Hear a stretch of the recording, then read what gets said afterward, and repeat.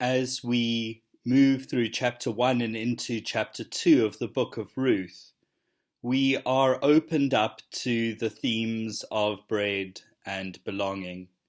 Food and relationship are the stuff of life. And I'd like to suggest that they are the places where our faith is not only formed, but also expressed. This thread of understanding can be found throughout the unfolding story of Scripture, and it eventually finds expression in our practice of Holy Communion, something which we are missing at the moment. The table of communion represents for us the sharing of God's grace, both physically as well as spiritually. The table of communion represents the place of belonging and relationship as we are united in the grace of God that we know in Jesus Christ. And at the table of communion, we're invited to share that grace with the world. The story of Ruth suggests that through chesed, faithful, loving kindness, and generous actions of mutual regard, God is present. And as I note in the introduction, in the story, these are not just nice thoughts or feelings. They are actions which are lived out in the story. And maybe that's the invitation for us right now. While we can't gather at the table, we can live out what the table means. Maybe we are rediscovering what it means for communion to be a means of grace. Being a means of grace means that communion is not the end, but simply the means to a greater end. And maybe in the story of Ruth, as we see how within the constraints and context of their own time and culture, the characters in the story invite us to explore what it might mean for us to live, sharing our bread and creating belonging. Ruth and Naomi face real practical needs, brought about first by famine and then by the loss of their husbands. Their status as widows makes both of these women extremely vulnerable, and the fact that Ruth is a foreigner makes her even more vulnerable when they return to Bethlehem. If we look at Ruth, we see that for all her courage and all her determination, Ruth is an extremely vulnerable woman, and in her generous regard for Naomi, she's not really in a situation where she can afford to be generous. She takes an incredible and even unnecessary risk, leaving her home to become Naomi's companion, traveling with her to Bethlehem, a small town where she will be a foreign woman who does not belong to anyone. What Naomi avoided saying on the road would have been obvious to the original audience. Orpah and Ruth would not be able to find husbands in Judah because their ethnicity would have made them unsuitable women. For Naomi, having Ruth with her may have been as much a reminder of her tragedy as it would have been a profound source of comfort. Naomi had no idea how she herself would be received upon returning to Bethlehem. After all, she had left for Moab, and everyone knew about the Moabites. They were not Israel's friends.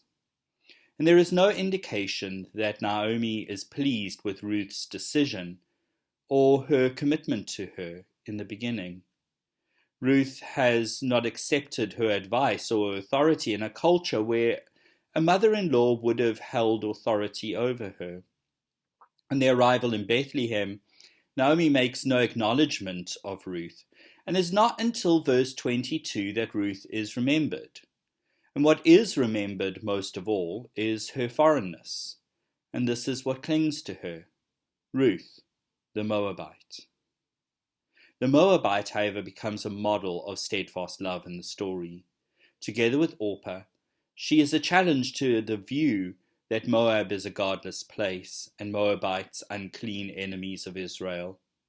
The stories enter into the debate around the identity of the people of Israel, specifically how tight ethnic boundaries should be guarded. In her distress, Naomi holds these two women up to God as examples of what God should be emulating. Naomi is devastated by her loss, and in her devastation she laments. Naomi and her lament will be the focus of our live discussion on Thursday night. There are a few significant things, however, that I want to point out in the story. The first is that Ruth, being set free of any obligation to Naomi, chooses to be her companion, literally the person she shares bread with. And she becomes Naomi's vulnerable protector. There is a beautiful tension in the story between what we do not choose and what we choose. And there is an invitation to discover in the uncontrollable and unchosen realities of our lives the choices that we are able to make, choices which may require tremendous courage, choices which may leave us vulnerable, but choices that ultimately become redemptive. Redemption will become a strong theme as the story unfolds, but we need to note its importance right now. Redemption is literally to buy back. And how can we use our choices to buy back our tragedies and to find purpose in them?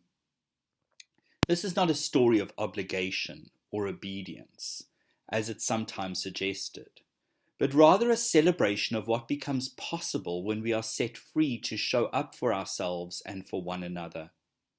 That the story is associated in Jewish tradition with the giving of the law is a commentary on its purpose.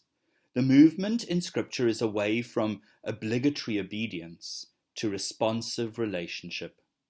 Ellen Davis notes that the story illustrates something about covenant relationship that might not otherwise be clear, although many parts of the Bible point to it, namely, and this is the real test of covenant relationship, how one vulnerable person treats another person who is likewise vulnerable.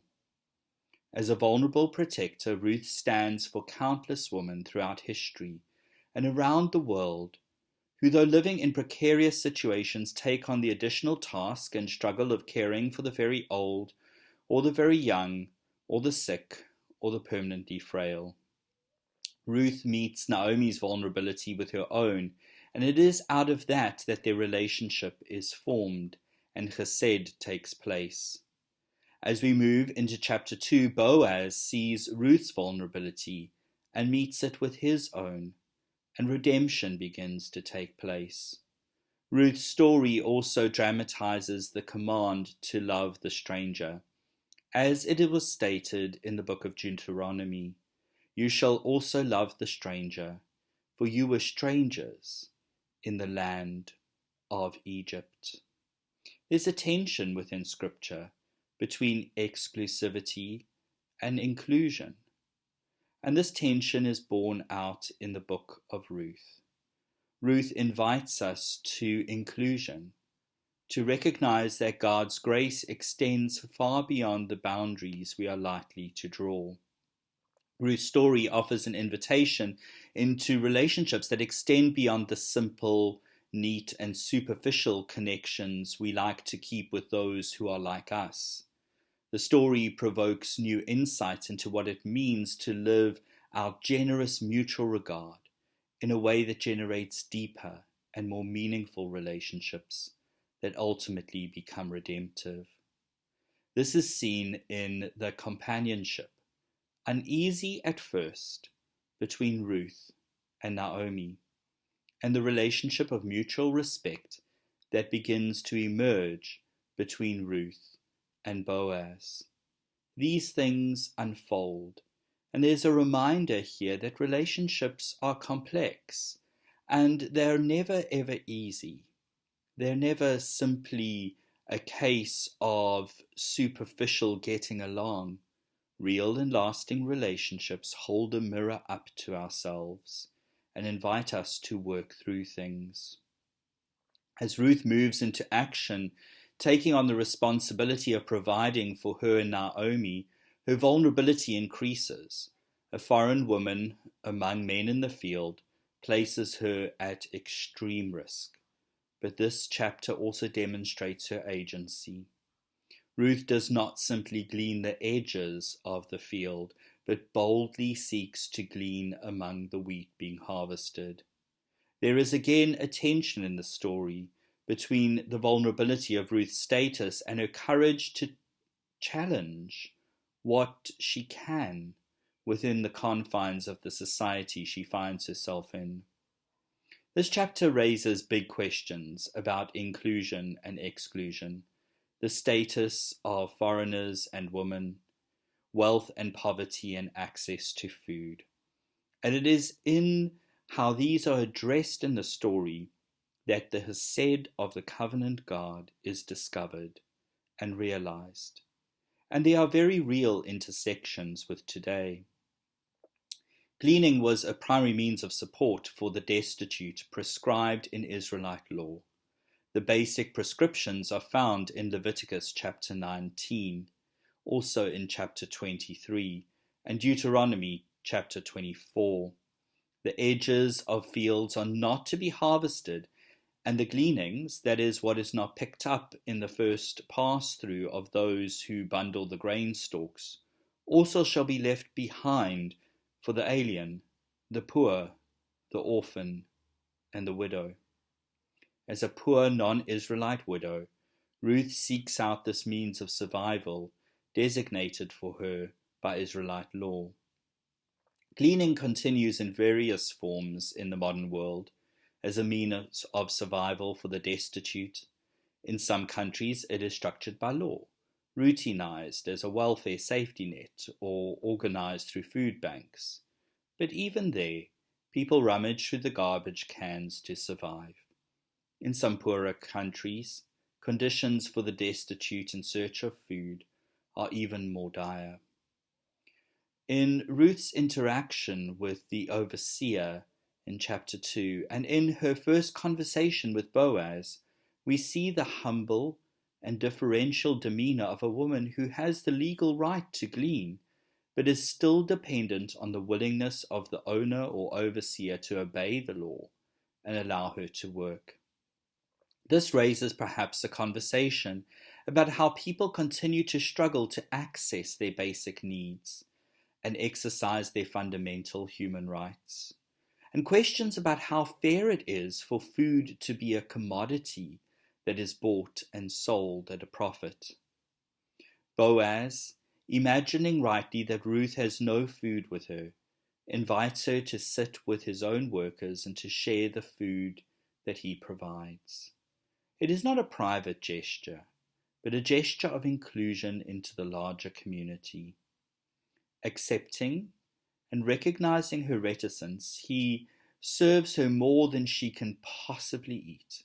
Not only is Ruth fed, her status as a person to be accepted is demonstrated to the other workers.